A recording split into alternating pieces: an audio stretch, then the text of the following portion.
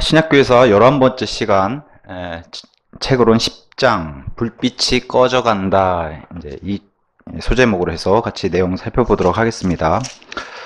요한복음 9장 4절에 이제 예수님께서 제자들에게 하신 말씀 중에 이런 말씀이 있습니다. 9장 4절. 낮 동안에는 내가 나를 보내신 분의 일들을 반드시 수행해야만 하느니라. 아무도 일할 수 없는 때인 밤이 오느니라. 자, 눈치채셨겠지만 이제 불빛이 꺼져간다. 밤이 온다는 거죠. 이 시기를 이제 세상에선 중세 또 암흑시대라고 불립니다. 이제 페르가모스 시대에서 티아티라 시대로 이제 넘어가게 되는데, 이제 티아티라 시대는 이제 대표적인 상징이 이세벨이 등장하고 음행과 우상들의 희생 제물을 먹는 것으로 이제 그 티아티라 교회 시대를 설명해 놨는데, 이런 시대로 간다는 겁니다. 그래서 암흑시대라고 얘기하는데, AD 500년경부터 1500년까지 약 1000년간을 예수님의 표현으로 예수님 표현으로 따르자면, 예수님은 밤 12시간을 4경으로 나눴는데, 그 중에 2경과 3경에 해당되는 밤 9시부터 새벽 3시까지의 시간을 이제 암흑시대라고 볼 수 있겠죠. 그리고 인류 2000년 역사를 12시간 놓고 봤을 때 딱 절반인 1000년이 암흑시대라고 이렇게 해당한다고 이렇게 얘기를 합니다. 또 묘하게도 사실은 이경 같은 그 시간을 미드나잇이라고 하는, 한밤중 그렇게 이제 표현을 하는데, 중세시대도 더 미들 에이지라고 표현해요. 미들, 중간이라고 이제 그렇게 교회사에도 부릅니다. 그래서 페르가모스 시대는 이제 니케아 공회 이후에 AD 500년경에 이제 끝나게 됩니다.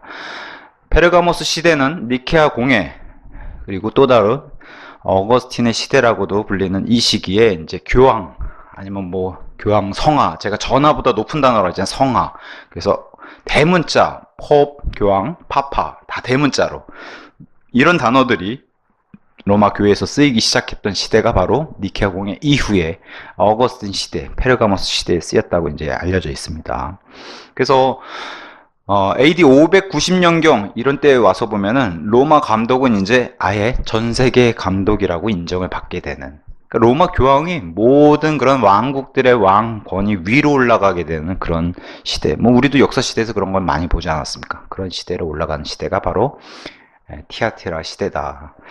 그래서 다시 이제 페르가모스 시대에 좀 더 살펴보고 넘어가자면은, 페르가모스 시대에 주목해 봐야 할 인물들이 몇 명 있는데, 그 중에 이제 좋은 쪽으로 크리소스톰 들어보셨을 거예요. 크리소스톰이라고 하는 사람. 그래서 이 사람은 공인 본문, 다수 본문, 비잔틴 본문, 이 TR이라고 하는 표준 원문을 따르는 안티오크 학파의 대표자가 바로 크리소스톰인데, 이와 대조적으로 로마 카톨릭 사람인 제롬이라는 사람이 등장했죠. 이 사람은 변개된 번역본들의 원조격인 그 신약 성경을 라틴어로 번역한, 그래서 제롬의 불가타, 아니면 벌게이트라고 하는 그 신약 성경을 만들어낸 장본인이 바로 제롬입니다. 그래서 현재까지도 로마 카톨릭의 공식 성경과 일치가 되는 그 성경이 바로 제롬의 신약 성경입니다. 그래서 우리 전 시간에서도 말씀드렸다시피 1582년 예수회에서 출간한 림즈 성경과 또 성경을 뜯어 고친 웨스트코트 호르트, 그 성경들이 다 똑같이 사본과 일치한다고 하는 점. 그래서 럭컨 박사님은 마태복음 19장 7절에 예수님을 시험하기 위해서 자기의 아내를 버리는 이 이혼에 관련되어 있는 얘기를 예수님과 대화를 나눌 때에 예수님께서 이혼 증서를 설명하셨는데, 이 이혼 증서에 대한 그 헬라어 단어가 바로 배교한 성경, 비블리온 아포스타시오, 배교한 성경에 이 단어랑 동일한 단어를 썼다는 거예요. 그래서 마치 아내는 잘못이 없는데 남편이 아내를 버리기 위해서 이혼 증서를 억지로 써서 준 것과 같은 일이 바로 그들에게 배교한 성경을 넘겨준 일과 동일한 이런 것을 이제 보여줍니다. 자, 이 시기, 페르가모스 시기에 이제 공회들이 많이 소집되었는데, 공회들의 의도는 이런 거라는 거예요. 겉보기에는 무슨 삼위일체, 이단 교리들, 이런 것들을 정죄하고 마치 진짜 좋은 진리를 추구하는 것처럼 보였지만, 실상적인 것들은 공회가 더 큰 권력을 가지기 위해서, 아니면 공회가 최종 권위로 부상하기 위해서 한 조치라는 거예요. 실질적으로는 동기가 거기 있다는 거예요. 그래서 이미 이제 니케아 공회 이후에 어떤 게 시작했냐면, 로마 감독들이, 주교들이 군사 독재자의 지위를 서서히 가지고 나아가고 있을 때라는 거예요. 그래서 이런 일이 진전되다가 4세기 말 갔을 때는 감독들이 로마의 이 전 세계 제국을 5개 지역으로 나누어서 그 지역의 지도자들을 5명의 총대주교로 임명을 하고서 5구역을 이렇게 나눴다는 거예요. 로마, 그 다음에 콘스탄티노플, 예루살렘, 안티오크, 알렉산드리아. 다 뭐 쟁쟁한, 여기서 중요한 도시 같은, 우리 같은 경우는 뭐 예루살렘이나 안티오크가 중요할 텐데, 저쪽에는 이제 로마, 콘스탄티노플, 알렉산드리아. 뭐 쟁쟁한 도시들이에요, 다. 그러면서 이 5구역으로 나는 이 5대주교가 이렇게 얘기했다는 거예요. 양무리들을 먹였다. 그들의 주장입니다. 하나님의 말씀을 어긴 게 아니라 로마 카톨릭이 자기들의 양무리를 먹였다고 이렇게 얘기를 표현을 했습니다. 자, 이후에 우리가 다 알다시피 교황들은 진리의 말씀보다도 철학이나 과학, 그리고 자신들의 전통을 더 성경 우위로 동등하게 놓거나 더 위에다 놓는 이런 걸 보여줬죠. 그래서 먼저는 이런 것들을 권위를 내세운다는 거예요. 과학, 철학이 중요합니다. 당연히 그리스 철학자들의 영향을 받은 철학이 중요합니다. 과학이 중요합니다. 이런 것들을 먼저 내세우고 자기를 감독들이나 자기를 세 번째, 교황들이 세 번째로 등장한다는 거예요. 세 번째 권위로. 이런 거 성경은 골로새서 2장 18절에 자기적인 겸손이라고 얘기하죠. 겸손하기 싫은데 겸손한 척하면서 세 번째 등장해서 내가 먼저 첫 번째 내세운 게 아닙니다. 두 번째 내세운 게 아닙니다. 우리는 철학과 과학을 중요시합니다.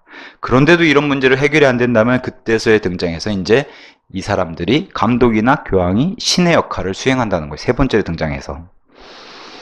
그래서 로마 카톨릭의 이중 권위, 그게 이제 먼저는 공회를 내세웠고, 그 다음에 교황의 가르침을 내세웠고, 교부들로 구성된 교회들이 만들어 놓은 그 전통을 내세웠다는 거예요. 나중에 이런 것들이 자꾸 부딪히고 해결이 안 되면 이제 나중에 어떤 권위가 최종적으로 올라가냐? 교황이 이런 것들을 해결해주는, 교통 질서를 해주는 그런 하나님의 역할을 했다는 거죠.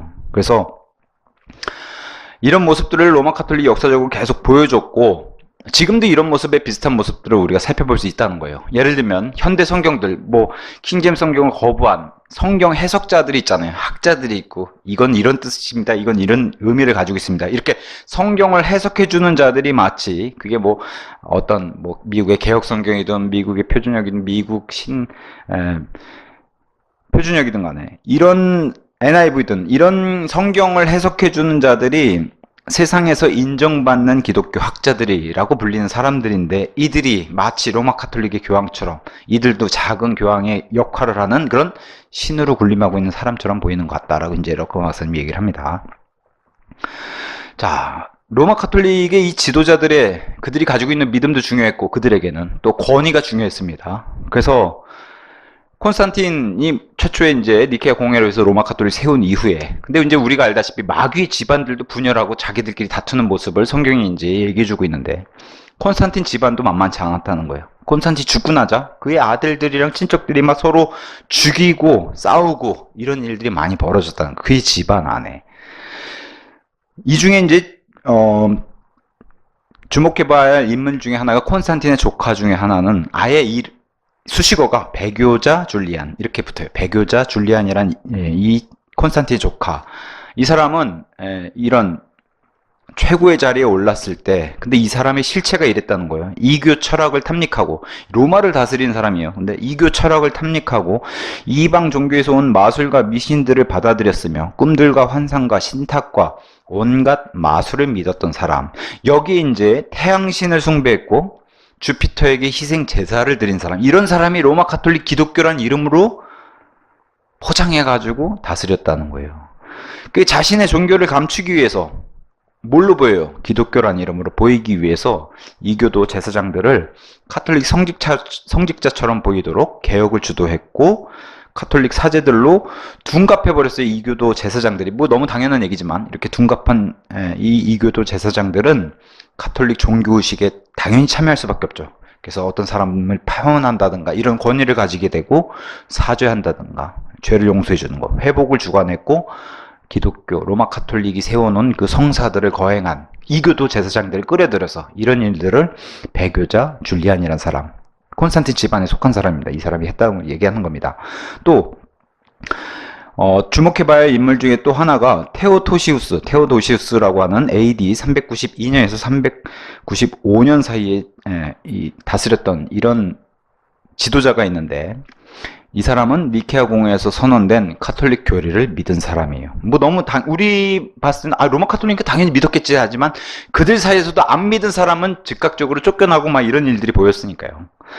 그러면서 이 테오도시우스는 카톨릭 교회를 로마 제국과 밀착시켜서 국가 종교로서 모든 권리와 특권을 카톨릭 교회에게 준 사람이에요.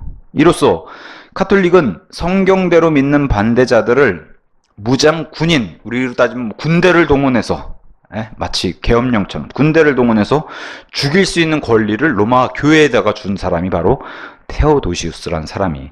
그래서 이 테오도시우스가 왜 주목받아야 되냐? 세상의 세속 역사가들도 이 테오도시우스를 어떤 사람이라 부르냐면 대왕이라고 부르기 때문에. 대왕. 그렇기 때문에 이제 이 러컨 박사님의 교회에서도 주목을 했습니다. 로마 카톨릭 쪽에 친로마 카톨릭 쪽인 그런 대왕이라고 불린 사람이기 때문에. 또 유명한 사람 중에 하나가 레오 1세라고 하는 교황이었어요. 그래서 아리안, 뭐 전 시간에도 살펴봤지만 로마 제국이나 이런 직접적으로 위협이 되는 그런 주변에 있는 민족 국가들 있잖아요. 민족들이 침략을 해오잖아요. 실제로 이렇게 영적인 전쟁이 아니라 실제 전쟁. 그래서 이런 사람들 다 로마 교회는 아리안이라고 불렀어요. 그럼 유럽에는 이런 전쟁사들이 가득한데, 이름만 쭉 제가 나열해 볼게요. 고트족, 서고트족, 훈족, 반달족. 이거 뭐 초승달 반달 그게 아니라 이름이 반달이에요. 알란족, 스웨브족, 골족, 게르만족, 프랑크족, 켈트족. 유럽에 있는 이런 민족들과 연관이 있는 이런 유럽 전쟁이 활발하게 이루어지는 그 시기에 이 중에 이제 이런 사례를 댔어요. 특별히 훈족이 이탈리아의 통치를 받는 프랑스를 침략했어요. 그 당시에. 그래서 이 훈족이 AD 451년에 로마의 지배를 받는 프랑스를 침략했을 뿐만 아니라 로마로 전진하는 이런 일들을 보였을 때 갑작스럽게 이 레오 1세 황제가 이들을 마음을 돌이켜가지고 이 훈족을 로마 카톨릭으로 흡수해버리는, 용병으로 만들어버리는 이런 일이 벌어진 거예요. 그래서 로마 시선에서 봤을 때는 이 레오 1세가 어마어마한 그런 사람이 된 거죠. 그래서 이 당시 이렇게 칭송했다고 얘기해요. 아리안으로부터 갑작스럽게 구원을 이루어낸 이 감독, 이 황제를 사람들은 로마의 진짜 왕, 그래서 매우 존경했고, 또 레오는 로마를 향해서 우주의 여왕이라는 표현, 뭐 이건 너무 적절한 표현이죠. 하늘의 여왕이나 우주의 여왕이나 그들 자신을 너무 잘 알고 있다는 생각도 듭니다. 어쨌든 사람들은 로마의 진짜 왕이라고 존경하고 칭송하고, 레오 1세는 또 로마를 향해서 우주의 여왕이라고 불렀고, 카톨릭 역사가들은 레오를 구원의 교황이라고 불렀어요. 자기들의 침략한 민족으로부터 구원했다고. 그래서 어떤 사람은 이런 얘기까지도 만들어냈다고 얘기해요. 어떤 역사가는 훈족 왕이 레오 교황을 만났을 때 레오 교황 뒤에 흰옷을 입은 제사장과 같은 존재가 칼을 빼들고 있는 형상을 보고서 겁에 질려서 바지가 벗겨졌다. 이거 사실 누굴 봤다는 거예요? 예수님을 봤다는 건데, 아니면 뭐 엄청난 천사를 봤다던가, 이런 얘기까지 만들어낼 정도로 레오를 이렇게 뭐랄까요, 경배의 대상으로 올려놓은 걸 이제 볼 수 있습니다.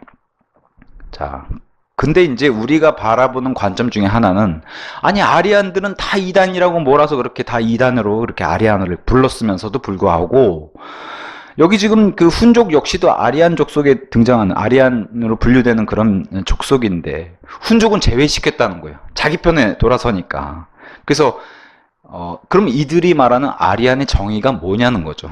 자기 편에 서면은 이단이 아니고, 뭐 너무 당연한 얘기지만 어쨌든 자기 편에 서면 이단이 아니고. 그래서 러컨 박사님은 이렇게 얘기해요. 훈족이 아리안에서 벗어날 수 있었던 이유는 훈족이 힘이 강했다는 거예요. 막강했어요. 많은 군대를 보유하고 있었기 때문에 여기는 제외. 두려우니까. 또 훈족에게는 또 아리안에서 제외시키려고 한 그 로마 카톨릭의 자세는 엄청나게 많은 금전적인 대가를 치렀다는 거. 돈으로 매수했어야 되니까. 그래서 그들이 이단에서 벗어났던 길은 많은 군대, 파워가 있었고, 또 이들 로마 카톨릭과 타협할 수 있는 그런 금전적인 대가를 치렀다. 이래서 아리안에서 벗어났다는 거예요.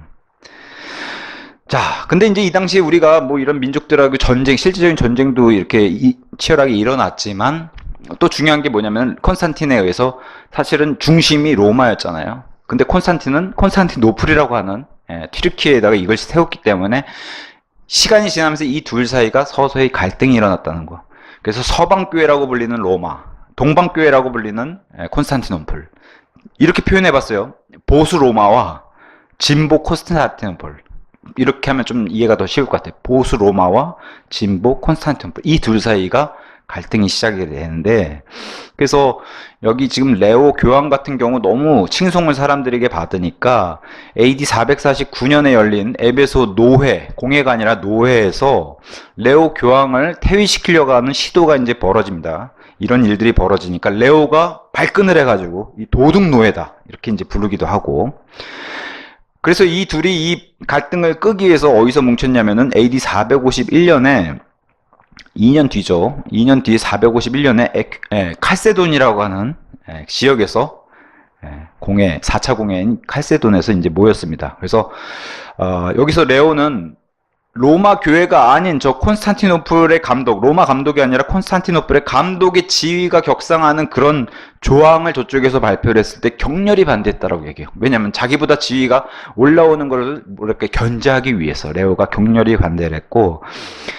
다만 이런 서로 간의 정치적인 모습으로 갈등의 모습을 보였지만 이 공회에서도 레오는 어떤 모습을 보였냐, 마리아가 하나님의 어머니라고 하는, 왜냐면 AD 431년에 에베소 공회 이후에 이제 공식적으로 마리아가 하나님의 어머니라는 칭호를 받았기 때문에 이 칭호에 대해서 찬성을 하고, 또 초대 교황 베드로가 나를 통해서 얘기한다, 이러한 비성경적이고 신성 모독적인 하나님의 어머니를 찬송하고, 초대교황 베드로가 나를 통해서 자신이 예언자라는 거죠. 이런 것들을 이제 이 공회에서 주장을 했다고 이제 전해집니다. 자, 이 시기에는 이제 신학적인 논쟁도 이제 드러나게 됐는데, 교회 사가들에 의해서 펠리기안이라고 불리는, 펠리기우스라고 불리는 인물, 유명한 인물이 등장합니다. 그래서 펠리기안 이단 논쟁이 이제 불러오게 되는데, 왜 그러냐, 이제 로마 카톨릭의 핵심 이슈, 로마 카톨릭은 일단 권위를 중요하잖아요. 거기에 교황이든 감독들이든 이 공회든 로마 카톨릭이 일단은 권위를 중요시하는 이것을 자꾸 로마가 힘을 가지니까 사람들이 이것에 불만을 가지고 있는 것을 정치적인 사람들이 마치 다른 곳으로 관심 돌리들, 뭐 우리나라에도 뭐 3S 제도라는 게 있잖아요. 다른 쪽으로 관심을 끌게 하는. 그래서 이 펠리기안 논쟁이 사실은 진짜 신학적인 논쟁보다는 다른 식으로 관심을 끌게 하는 그런 희생양, 조작된 논쟁이 아니냐, 이렇게 이제 얘기를 합니다. 왜냐? 사람들이 자꾸 종교적으로 우매한 사람들이 자꾸 많이 불어나게 되면 맹목적으로 따를 것 같지만 사람들의 관심사가 점점 불만을 가지게 되고 있으니까 이런 것들을 자꾸 이런 신학 논쟁과 이단을 만들어서 이런 데로 끌고 간다는 거예요. 그래서 펠리기우스는 희생양이 되어야 했다. 그래서 이 당시에 이제 로마 카톨릭의 권위, 그들이 주장하는 권위는 이런 것들을 얘기할 정도로 해서 파비아의 엔노디우스 감독이 얘기한 것에서 잘 드러나는 거예요. 뭐냐면 교황은 사람들에게 판단받고 정죄받을 수 없다는 거예요. 교황은 오직 하나님에 의해서만 심판받을 수 있다라고 이렇게 선언해버리니까 이들의 최종 권위가 성경이 아니라 교황이 된다고 한 사실을, 이런 권위를 가지고 있던 사실을 여기서 좋은 예로 보여주는데, 그러니까 사람들이 자꾸 교황을 판단하지 못하게, 그래서 이런 것들을 자꾸 다른 데로 신경을 썼다는 거예요. 그래서 희생양이 된 이 펠리기우스는 AD 400년경 사람인데, 이 사람은 어떤 사람이냐, 시리아 기독교에서 유래된 옛날 켈트족의 기독교를 받아들인 영국의 사제로 알려져 있고, 왈덴스와 알빙에스가 사용했던 표준 원문, 우리가 얘기했던 킹제임스 성경의 저본들이 된 그 표준 원문, 구라틴 역본을 사용한 사람이 바로 펠라기우스예요. 그래서 이 사람은 알렉산드리아 학파를 채택하지 않고 안티오크 학파를 채택한, 그 신학을 채택한 사람으로 알려져 있어요. 당연히 그 당시에 이 AD 400년경에 이렇게 되면 이 펠리기우스는 누구랑 사이가 안 좋았겠어요? 로마 카톨릭의 신학의 아버지라고 하는 어거스틴하고 사이가 좋지 못하겠죠. 그래서 어거스틴이 펠리기우스를 공개적으로 비판을 했다고 해요. 그러니까 그 비판한 것에 대해서 펠리기우스가 이렇게 멋있는 얘기를 또 했다고 해요. 반박해서 어거스틴이 나와 무슨 상관이냐. 이런 얘기를 또 펠리기우스도 공개적으로 했다고 얘기합니다. 대부분의 알렉산드리 학파 출신이나 아니면 그쪽을 지지하는 로마 카톨릭 사람들은 당연히 어거스틴을 지지하겠죠. 그래서 그 유명한 제롬도 이 펠라기안 논쟁에서 어거스틴 편을 들었던 걸로 이렇게 알려져 있습니다. 당연히 이 펠라기우스, 이 사람을 펠라기우스를 찬성한 사람은 당연히 로마 카톨릭으로부터 비난과 정죄, 파문 이런 강요를 했겠죠. 근데 펠라기우스는 왜 이런 처지를 이런 논쟁을 가져왔고 이런 중심에 섰냐? 펠라기우스 주장들이 이런 거라고 얘기를 해요. 펠라기우스 추종자들은 마리아를 하나님의 어머니라고 부르기를 거절했어요. 그러니까 이 시기에 가장 논점이 되는 게 요 시기 좀 지나면 어떻게 해요? 431년에 에베소 공회에서 마리아를 공식적으로 하나님의 어머니라고 부르게 되는데 벌써 이런 조짐들이 일어나니까 이것에 굉장히 반발한 그런 거절한 또 유아 세례는 뭐 영원한 숙제 같아요. 이 로마 카톨릭의 이 유아 세례 교리는. 근데 펠라기우스 쪽 주장들은 유아 세례는 그 어떤 원죄도 제거할 수 없다. 유아 세례로는 죄가 제거될 수가 없다. 근데 이거는 로마 카톨릭이 정말 큰 위협이죠. 왜 그래요? 로마 카톨릭은 이 유아 세례를 통해서 자신들의 회원과 교회 국가로서의 권위를 가지고 있는데 이러면 위협이 되죠. 특히나 이런 사제들이 이렇게 주장했을 때는 완전히 흔들리는 그런 교리적인 충돌이 일어나니까. 그래서 펠라기안 논쟁이 이 신학 논쟁이 일어난 겁니다. 그러니까 펠라기우스도 굉장히 영향력이 있는 사람이겠죠. 그렇기 때문에 공개적으로 어거스틴하고도 이렇게 비판하고 서로 논쟁을 벌이는 이런 위치에 있었기 때문에. 자, 로마 교회가 가만히 있지 않습니다. 이 펠라기안 주의자들을 이제 죽이기 시작해요, 실제로. 그래서 로마 카톨릭은 펠라기안 이 사람들의 반박해서 창세기 3장에서 사람의 혼이 손상을 입었고, 그러고 이게 로마 카톨릭 주장이에요. 창세기 3장에서 사람이 혼이 손상을 입었고 로마 카톨릭 교회의 유아 세례를 통해서만 이 손상된 혼이 회복된다라고 더욱 강하게 주장했으며 이것은 로마 카톨릭 공식 교리로 유아 세례를 더 확고히 자리 잡는 그런 계기를 만들었다고 얘기해요. 이런 시대가 바로 페르가모스 시대에서 티아티라 시대로 넘어가는 혼란의 시기다 이렇게 이제 얘기를 합니다. 자, 티아티라 시대는 네 번째 계시록에 있는 네 번째 교회이기도 하고 네 번째 시대입니다. 그래서 AD 590년경에서 이제 1090년경 약 1000년 기간의 암흑 시대를 이제 얘기하기도 합니다. 전반부 반 암흑 시대죠. 그래서 이세벨 음행 우상의 희생제물 이렇게 이제 얘기할 수 있습니다. 자, 우리가 이제 종교 개혁 시대에 이후에 청교도들이 있었고 미국으로 건너간 또 로마 카톨릭에 대항했던 프로테스탄트들이 있었어요. 근데 종교 개혁 시대에만 있었던 게 아니라 이들은 먼저 이 암흑 시대 초기에도 존재했다는 것을 우리가 이제 알 수가 있습니다. 대표적으로 이제 몬타니스트들이 있어요. 이들은 벌써 로마 카톨릭이 교부들의 글들 아니면 그들의 교부들의 글들에서 영지주의적 이런 관념론 그런 교리들이 침투하는 것을 보고 반대해서 국가교회에서 자기들을 분리해서 떠난 자들 몬타니스트 유명하죠. 그래서 이 사람들은 이렇게 이제 이런 간증들을 남겼어요. 당시 카톨릭 교도들 이런 도덕적인 해이 이런 게 너무 싫었다라고 얘기하고 그리고 이들은 성경대로 믿는 모든 자들이 제사장단이 되어야 함을 믿었지 로마 카톨릭의 어떤 특정 집단만이 제사장이 되어야 된다는 것을 믿지 않았다라고 얘기하는 사람들이 바로 몬타니스트라고 얘기를 합니다. 그 다음에 또 유명한 그룹 중에 하나가 노바티안. 그래서 요 당시에 약간 로마 카톨릭 교회의 징계가 약간 느슨해졌는데 요걸 틈을 타서 지도자 노바티안이라는 사람이 바로 로마 카톨릭을 탈출해 가지고 앞서 말한 몬타니스트들과 연합을 해서 이룬 그룹이 바로 노바티안이라는 그룹이 또 탄생을 했습니다. 그 다음에 또 유명한 그룹 중에 하나가 도나니스트입니다. 그래서 이 도나니스트는 이런 간증을 남겼어요. 우리가 로마 황제의 발각이 되던가 그의 군대에 발각되면 죽기까지 믿음을 지켜야 한다. 아, 참, 이 시대가 얼마나 암울했던 시대인지를 보여주는 그런 간증이 아닌가 싶어요. 죽기까지 믿음을 지켜야 된다. 또 하나, 더 중요한 것은, 어디에다가 성경을 숨겨 놓았는지 발설해서는 안 된다. 그리스도인들은 어디에다 성경을 숨겨 놓았는지 발설해서는 안 된다. 우리 같은 시대에는 사실 상상할 수 없죠. 제 옆에도 이렇게 성경이 있고 이걸 어디다 숨겼다라고 얘기하는 것을 발설하면 안 된다.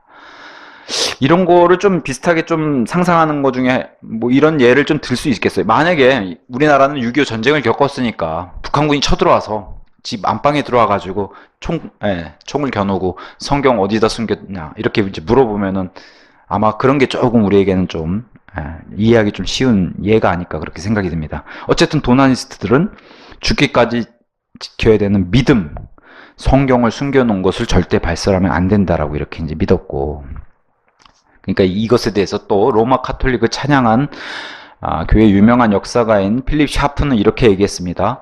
죽음을 멸시하는 광신적 태도이며 순교자의 왕관을 타려고 돌진하는 자들이라고 비웃은 그런 또 필립 샤프만의 이런 간증을 또 남겼습니다. 자신의 간증이죠, 이것은. 자, 어거스틴과 오리겐은 늘 이런 주장들을 했어요. 도나니스트들이 봤을 때는 단합과 권력이라는 입장만 취했다는 거예요. 이들은 로마 카톨릭, 이 어거스틴과 오리겐 이런 사람들과 로마 카톨릭은 단합과 권력이라는 입장만 취했다는 거예요. 그래서 이들의 주장, 로마 카톨릭과 오리겐과 어거스틴을 통한 로마 카톨릭의 주장은 늘 교회는 조직화된 기구여야 하고 이교도들이 이렇게 교회 안으로 들어와서 그리스도인이 되는 방법을 배우는 곳이 바로 교회다라고 주장하고 이교도들이 그리스도인처럼 사는 법을 배우는 것이 되어야 한다고 주장하는 게 이들의 주장이에요. 근데 얼핏 보면 그럴싸해요. 야, 그렇지. 교회가 이교도들이 와서 그리스도인이 되고 그리스도인처럼 살아야 되고 얼핏 보면 그런데 여기 말하는 그리스도는 성경적인 그리스도인이 아니라 로마 교회의 교인들을 얘기하는 거예요. 로마 교회 교인들처럼 살아야 되고 로마 교인화되는 방법을 얘기하는 거예요. 이 사람들의 얘기는. 도나니스트들은 이런 걸 믿지 않았어요. 너무 멋있는 간증을 남겼어요. 도나니스트들은 이렇게 주장했어요. 그 당시에. 교회는 분리된 삶을 사는 다시 태어난 사람들의 모임이라고 주장했어요. 너무 성경적이죠. 그래서 우리 믿음의 선배가 되는 겁니다. 이 사람들. 성경에 등장하지 않지만 세상 역사도 증명해주는 믿음의 선배들이 되는 거예요. 또 공개적으로 죄를 지은 사람에게는 무조건적인 이런 너희들이 주장하는 무슨 사랑과 용서와 평화 이런 게 아니라 이런 관용을 베풀게 되면은 교회는 그 거룩한 특성과 자신들을 부름받았다고 하는 그 부르심을 잃게 된다. 무조건적인 용서는 안 된다는 거예요. 그래서 이러면은 신약 교회로서의 모습을 잃게 된다고 가르쳤던 그룹이 바로 도나니스트예요. 너무 멋있지 않습니까? 그래서 교회는 도나니스트들의 주장은 뭐예요? 교회는 반드시 잘못한 사람에 대해서 징계를 하고 그것을 회개하고 회개했을 때 용서하고 이런 절차, 성경적인 절차에 대해서 도나니스트들도 믿었다는 거예요. 그래서 도나니스트들의 최종 결론은 이거였어요. 교회는 거룩한 사람들만이 회원이 되어야 한다는 기본 원칙이 너무나 중요한 기본 원칙인데 이걸 고수한 사람들이 바로 도나니스트들. 근데 반대로 로마 카톨릭이 봤을 때는 또 엄청나게 자기들의 턱밑까지 위협하는 그런 엄청난 이단이었겠죠. 이런 사람들. 당시 그리고 많은 사람들의 그리스도인들은 또 이런 것들을 많이 거부했다라고 얘기해요. 로마 카톨릭이 대항해서 마리아는 하나님의 어머니가 아니다. 이 시기에 이제 굉장히 뜨거운 이게 감자였던 것 같고 또 그리스도인들을 살해하는 이런 모습을 보이는 국가교회는 더 이상 기독교가 아님을 우리는 구라틴 성경으로부터 자신들이 보는 올드 라틴 바이블 여기서 이제 TR 원문 이런 게 나오는 겁니다. 자, 이런 구라틴 성경으로부터 알았기 때문에 로마 교회로부터 우리는 분리할 수밖에 없다. 이렇게 믿었다는 거예요. 그 당시 성경대로 믿는 그리스도인들. 또 성경에서 그 어떤 어린아이도 침례를 받거나 물을 뿌린 적이 없다는 사실도 우리는 이제 안다. 이런 걸 거부하게 되는 거죠. 그래서 이 지중해 연안에서 진리의 불빛은 로마 카톨릭에서 근데 로마 카톨릭의 이 외압이 생각보다 강하잖아요. 그러니 이 암흑시대라고 불리는 이 시기에 불빛이 하나둘씩 꺼져가고 그리스도인들은 믿음을 지키다가 살해당하고 아니면 계속해서 어떻게 돼요? 떠돌아다니고 가구에서 자꾸 북쪽으로 서쪽으로 근데 이게 복음의 방향이에요. 동에서부터 출발한 복음의 방향이 계속해서 서쪽으로 이동하거든요. 그렇게 해서 결국은 미국을 돌아서 우리와 같은 극동아시아까지 이렇게 동에서 서로 가는 방향. 어쨌든 쫓겨서 계속 서로 간다는 거예요. 이들은 쫓겨가면서도 뭐래요? 어둠을 밝히기 위해서 계속해서 어둠의 지역을 밝히기 위해서 가는 곳마다 작지만 불을 켜고 로마 카톨릭은 그 불을 끄기 위해서 끄고 이런 방식으로 이제 역사가 진행됐다는 거죠. 그래서 성경적으로 믿는 그리스도인들은 말 그대로 성경적인 것들을 너무 당연하지만 믿고 있었다는 거예요. 로마 카톨릭은 주장해요. 교부들이 있어야만 성경의 진리를 밝히고 알려줄 수 있다라고. 이게 영지주의적 관점이거든요. 영지주의적 자세를 취하는 거고, 우리만이 하나님의 이 고귀한 지식을 알고 있으니까 너희에게 가르쳐줄 수 있다라고 얘기하는 거고, 이 시대에 이미 바이블 빌리버들은 AD 90년경 요한계시록 이제 완성이 되고 이후에는 이미 이 사람들은 뭘 알고 있었냐? 예수 그리스도의 신성도 알고 있었고, 동정녀 마리아에게서 탄생한 그런 성령님의 역사도 알고 있었고, 다 알고 있었다는 거예요. 굳이 로마 카톨릭의 교부들이 아니더라도. 근데 로마 카톨릭 주장은 갑자기 AD 90년에 사도 요한이 죽고 나서는 어둠이 닥쳐가지고 신약의 진리들을 자신들만이 알려줄 수밖에 없다라고 주장했는데, 이게 바로 영지주의적 관점이라는 거죠. 우리는 잘 알고 있죠. 시리아 안티오크가 사도 바울, 바나바가 세운 그런 교회였고, 신약교회의 본부였고, 초대교회의 선교 본부였다는 걸 알고 있어요. 그래서 그 근방에 많은 그리스도인들이 발견됐어요. 이건 너무 당연한 얘기죠. 거기가 처음 이방인들의 교회였으니까. 그리고 시리아 안티오크, 그 다음에 더 동쪽으로 가면 이제 바벨론 같은 데서 베드로도 복음을 전했죠. 그러니까 당시 그리스도인들은 어떻게, 초기 그리스도인들부터 로마나 알렉산드리아에서 기독교의 전통이 계승됐다고 믿은 사람은 한 명도 없어요. 그건 지금 로마 카톨릭이 지금까지 2000년 가까이 주장한 그런 그들만의 주장일 뿐이지, 성경적인 그리스도인들은 아무도 로마나 북아프리카 알렉산드리아에서 이 기독교가 정통을 계승했다고 믿는 사람은 없는 거예요. 근데 지금도 그치, 교회 아버지는, 큰아버지는 로마지, 이렇게 믿는 사람들이 생각보다 많다는 거죠. 장로교를 다니든 감리교를 다니든 자신들의 뿌리가 거기라고 고백하는 사람들, 그리고 거길로 돌아가자고 에큐메니컬 운동을 하는 사람들. 근데 성경적으로 봤을 땐 뭐예요? 그쪽이 뿌리가 아니라 진짜 뿌리는 성경에 있는 것이죠. 그래서 우리 침례교 같은 경우에는 절대 동의하지 않고, 우리가 돌아갈 것도 아니기도 하고 이제 이렇게 고백을 합니다. 우리는. 다시 한번 말씀드리면, 니케아 공에서부터 로마 카톨릭이 출발했지만, 니케아 공에 이전에 이미 북아프리카에서 이미 이 로마 교회의 그 모든 것을 다 갖추고 출발했다는 거. 그래서 로마 카톨릭, 로마 교회의 기지가 어디라고 얘기하는 거예요? 북아프리카, 알렉산드리아라고 얘기를 하는 겁니다. 그래서 카톨릭 신자들도 얘기했잖아요. 나는 크리스찬이, no 크리스찬, 나는 크리스찬이 아니다 라고 얘기했습니다. 그들 입으로도 나는 카톨릭 신자입니다. 우리나라에도 성당 다닌 사람 물어보면 그럴 거예요. 나는 천주교 신자지, 좀 기독교 신자가 아닙니다라고 얘기할 겁니다. 그게 그들 스스로도 다르다는 걸 인정하는 거예요. 아예 종교가 다른 종교라고 인정하는 거예요. 안 믿는 사람들이 봤을 때 니들이 똑같은 기독교 아니야라고 보지만, 몸 담고 있는 사람들조차도 아예 다른 종교로 보는 겁니다. 장로교에서 침례교, 아니면 감리교에서 침례교회로 옮겼다. 그러면 교회를 바꾼 걸로 인식을 하지만, 천주교에서 침례교회로 옮겼다. 이건 종교를 바꾼 걸로 본단 말이죠. 그걸 그들 스스로도 인정하는 겁니다. 자, 바이블 빌리버 대 로마 카톨릭은 계속해서 충돌할 수밖에 없죠. 예수님은 땅의 맨 끝 지역까지, 맨 끝부분까지 복음을 전하라고 명령하셨기 때문에 이 복음 전달하는 것을 자신들의 삶의 최고의 그런 목표, 동기로 삼고서 이렇게 생활했던 사람들입니다. 바이블 빌리버들은. 그래서 특히나 로마 카톨릭에 의해서 이 교리적으로 부딪힌 이단들 말고, 아예 그들과 실제로 전쟁을 벌였던 골족, 이탈리아 북부의 이제 게르만족, 이런 사람들을 다 싸잡아서 이제 아리안이라고 불렀는데, 오히려 로마 카톨릭의 대적이 되니까 이 아리안에게는 어떤 기회가 더 부여가 됐냐? 복음을 받아들일 기회가, 오히려 이들이 그리스도인이 되는데, 이 아리안이라는 게 오히려 기여를 했다, 이렇게 얘기를 하기도 해요. 그래서 실제로 이들 가운데 로마 카톨릭으로부터 아리안이라고 불리는 이 야만 족속이라고 불리는 이 사람들 가운데서 누가 탄생했냐? 알비겐스, 와일덴스, 카타리, 폴리시안이 이들에게서 나왔다는 거예요. 그래서 이들을 로마 카톨릭은 아리안이라고 불렀고, 또 저주를 선포받은, 로마 교회로부터 저주를 선포받은 그런 민족들로 봅니다.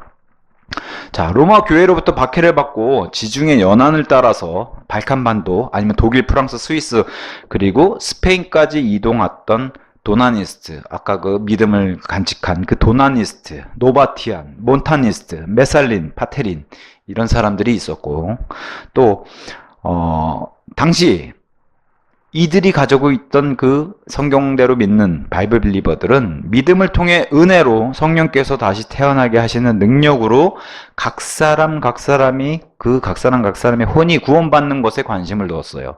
이게 성경적인 은혜의 복음이고 성경적인 복음이죠. 교회 시대에. 근데 로마는 아예 이거랑 다른 자세를 취했죠.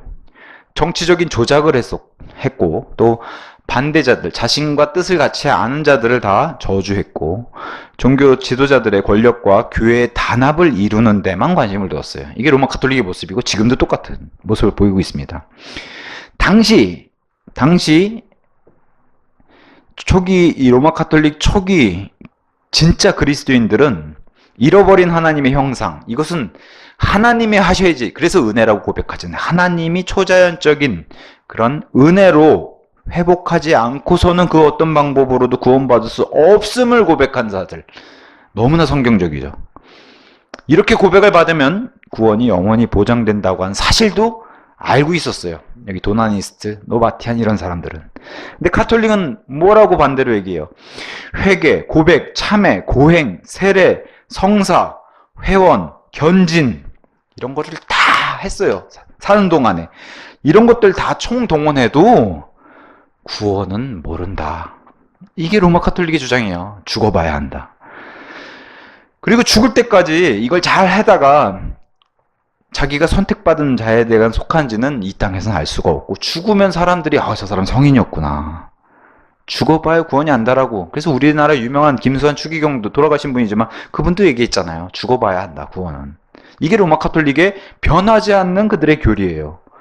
이 땅에서는 뭘 해도 안 된다고 하는 것을 이렇게 이제 로마 카톨릭이 주장을 했습니다. 자, 당시 바이블 빌리버들은 지금과 마찬가지로 지역교회는 국가로부터 아무 간섭을 받지 않는다는 자치권을 갖고 있다라고 믿었어요. 이걸 우리는 독립침례교회라고 얘기하죠. 독립적인 자유교회. 우리는 그런 교회를 하고 있고요. 어떤 교단에 소속되지 않고. 교단 중에 가장 큰 교단이 지금 로마 카톨릭인데 그것에 소속되지 않는다라고 믿었던 게 그 당시 바이블 빌리버들이고, 카톨릭은 그때나 지금이나 모든 지역교회는 국가의 완전한 지배를 받아야 된다. 통제하에 있어야 된다. 그리고 그 교회는 카톨릭 교회여야만 된다. 그게 국가 교회여야만 된다라고 그렇게 주장하는 게 바로 로마 카톨릭 입장입니다. 당시 바이블 빌리버들은 헬라어 표준 원문, 헬라어 표준 원문이나 라틴어 표준 원문, 또 시리아 원문을 가지고 다녔어요. 그래서 도나니스트들은 이것을 어디다 숨겼는지 발설하면 안 된다라고 그런 문화도 가지고 있었고요. 근데 카톨릭은 역시 이와 반대로 전혀 누구도 본 적 없는 그 원본을 그것도 가끔씩만 주장하면서 알렉산드리아 클레멘트 아니면 오리겐이 편집한 그것을 완성시켜서 내놓은 제롬의 라틴어 신약 성경을 언급하는, 이렇게 주장하는, 이걸로 대립하고 있죠. 자, 당시 바이블 빌리버들은 어른들 이외에는 침례를 주지 않았고 침례 전에는 반드시 믿음의 고백이 있어야 했다고 믿었어요. 지금도 동일하죠, 이 믿음은. 근데 카톨릭은 어떻게 해요? 아이들에게 물을 뿌려서 교회 회원으로 등록하고, 이게 카톨릭을 회원을 모으는 강력한 방법이기도 했죠. 당시 바이블 빌리버들은 그들이 우리의 의무라고 생각했던 게 뭐냐면, 빛이 완전히 꺼져서 사라지기 전에 우리가 새로운 이 하나님의 진리의 빛, 복음의 빛을 계속해서 밝혀야 하는 것을 의무로 삼았는데, 카톨릭의 의무는 뭐예요? 하나님이 켜놓으신 모든 불빛을 신속히 꺼버리는 게, 이게 이제 로마 카톨릭의 임무였다라고 얘기를 합니다. 그래서 이 티아티라 시대의 암흑 시대의 출발은 점점 불빛이 사라져간다, 이 제목을 럭커만 박사님 잡은 것 같아요. 그래서 그 현상으로 이렇게 봅니다. 페트리시우스라고 하는 사람, 보통 세상에서 성 패트릭이라고 얘기하는 사람, AD 389년에서 465년의 사람인데, 이 사람이 교황을 인정하지 않았고 믿는 어른들만 침례를 주었지만, 여기까지는 좋죠. 근데 그의 글을 쓴 유작에서는 신약교리의 어떤 확실한 확고함이라든가 이런 인식이 결여된 것을 발견할 수 있었다는 거예요. 그러니까 일부분은 맞는데 일부분은 좀 부패된 이런 모습을, 이게 이제 불이 꺼져가는 현상으로 이제 러컨 박사님 얘기를 했습니다. 자, 크리소스톰, 아까 얘기했던 좋은 사람이에요. 우리가 봤을 때 훌륭한 사람인데 열정적으로 복음적으로 은혜의 복음을 증거했어요. 근데 그럼에도 불구하고 카톨릭의 성사들조차도 이 성사들도 지키는 모습을 같이 보여준 이 이중적인 태도를 보였다는 거예요. 복음도 잘 전했지만 성사들도 똑같이 지켜야 했던 이런 모습을, 이중적인 모습을 보이는 모습. 이게 이제 불이 꺼져가는 티아티라 시대의 현상이다. 제롬은 또 어떻게? 제롬은 구약 성경은 히브리어 마소라 사본으로 올바른 사본은 채택했는데 신약 성경은 완전히 틀린 알렉산드의 사본, 이걸 채택해가지고 심지어는 여기다 외경을 넣자고 하는 것도 반대하지 않았어요. 그런 모습 보인 게 바로 제롬. 그래서 페르가모스 시대에서 티아티라 시대로 넘어가는 것은 마치 페르가모스 시대는 느브로 이렇게 빠지는 것 같았는데 이 티아티라 시대는 롤러스케이트를 타고 달린다는 거예요. 둘 다 비성경적인 거는 똑같지만 표현을 이렇게 했어요. 배교하는 속도는 비교할 수 없을 정도로 속도가 많이 붙었다는 거죠. 이 티아티라 시대에. 네.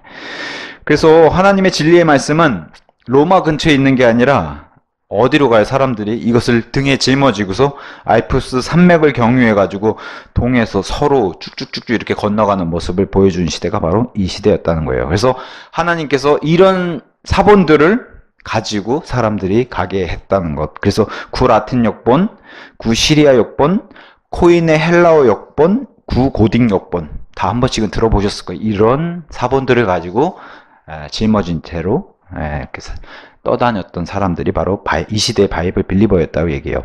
그래서 이런 사본들이 있었던 이 시기조차도 로마 제국 전체에 걸쳐 누구나 읽고자 한다면 읽을 수 있도록 바이블 빌리버들에게 준비되어 있었고, 이 성경 필사본들을 손에 넣는 복받은 사람들이죠. 성경을 손에 넣는 사람들. 이 복받은 사람들은 기도와 함께 경건하게 교회가 기록을, 이거 필사를 했어요. 유대인들에게 이런 서기관들이 아니라 교회가 이걸 받아서 필사를 했고, 하나님의 은혜로 이것은 시편 12편 6절 7절의 말씀처럼 잘 보존됐어요. 그래서 하나님의 은혜라는 거예요. 기적이고, 그리고 이것은 또한 훗날 카톨릭은 뭘로 무너지는 거예요? 말씀으로 무너지는 거예요. 이렇게 보존된 말씀으로 이 말씀들이 카톨릭을 분열시킨 만큼 강력한 능력을 발휘하는 핵폭탄이 되었다. 이게 이제 러컨 박사님의 주장입니다. 자, 결론 내리고 마무리하겠습니다.